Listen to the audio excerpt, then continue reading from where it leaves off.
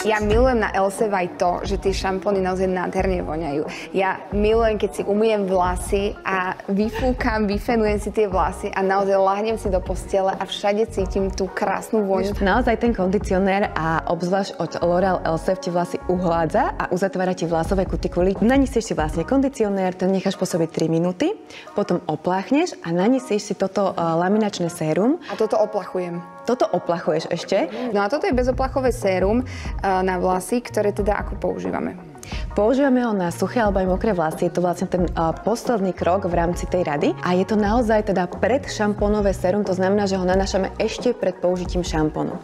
Keď si vlastne namačame vlasy, máme ich mokré a vlhké, tak toto sérum vlastne votrieme do tých vlasov a už spomínaných 5 minút počkáme, necháme ho pôsobiť. Mne to vonia ako keď ideš od kaderníka.